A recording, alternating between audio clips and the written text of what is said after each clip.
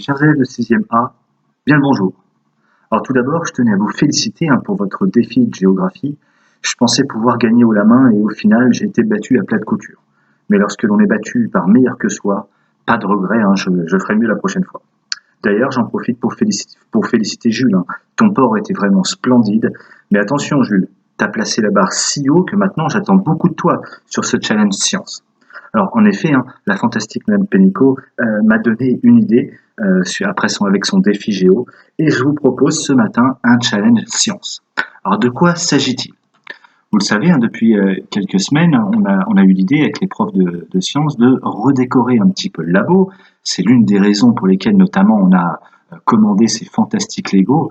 Je vous rappelle que j'ai mis des heures pour les construire, mais bon, c'est splendide. Et on souhaite revoir un petit peu cette déco-là. On va mettre des étagères un petit peu partout dans le labo et on a déjà quelques objets, donc par exemple comme notre télescope, les modèles cristallins, et on va améliorer tout ça et j'ai besoin de vos idées, d'où ce challenge science. Alors vous allez me trouver, vous allez chercher pendant quelques jours, un objet scientifique que vous aimeriez voir dans votre labo. Cet objet scientifique, il va devoir répondre à certains critères. Mais je vous donne déjà quelques sources pour trouver de l'inspiration. La chaîne du Dr Nozman est remplie d'objets un petit peu incroyables. Vous allez parcourir sa chaîne, je vous mettrai les liens de ces vidéos dans la description. Allez-y, farfouillez un petit peu et vous allez me sélectionner un ou deux objets que vous aimeriez voir au labo. Alors sur votre dessin, vous pouvez en choisir un ou deux ou 3, comme vous voulez. Alors pas plus de 3 parce qu'après ça va être un petit peu le bazar. Et je vous donne par exemple, moi si j'étais à votre place, il y a quelques objets qui m'intéresseraient. Peut-être que d'ailleurs je vais commander parmi ces objets-là. Alors il y a le double pendule qui est assez fascinant, un gyroscope de précision, le pendule de Newton qui est aussi sympathique, le disque de l'heure ou encore le hand-boiler. Je vous donne un petit peu d'autres idées.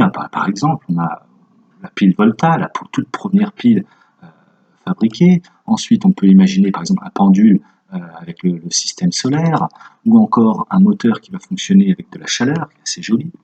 Ou encore, alors bon, rien à voir, ça c'est un écureuil. D'ailleurs, Max, on en parle de ton dessin pour le défi géographique, mais qu'est-ce que c'est que cette horreur que tu nous as donnée là? J'espère que tu vas faire mieux cette fois-ci. On pourrait penser à un globe magnétique en lévitation, ou encore un pendule cinétique. Donc je vous laisse chercher tout ça, je vous donne mes instructions. Donc cet objet scientifique que vous aimeriez voir au laboratoire, il devra répondre à l'un des critères suivants. Il devrait être, pourquoi pas, décoratif, amusant ou fascinant. Vous allez m'envoyer par mail une photo de vos productions avant dimanche 30 mars. Je ferai une sélection des plus belles œuvres et je récompenserai plusieurs élèves pour leur dessin.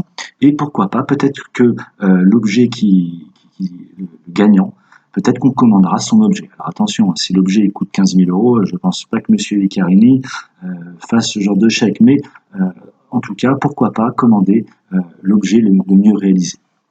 Voilà, je vous souhaite bon courage pour ce défi et n'oubliez surtout pas les consignes du capitaine Haddock. À la prochaine les 6e.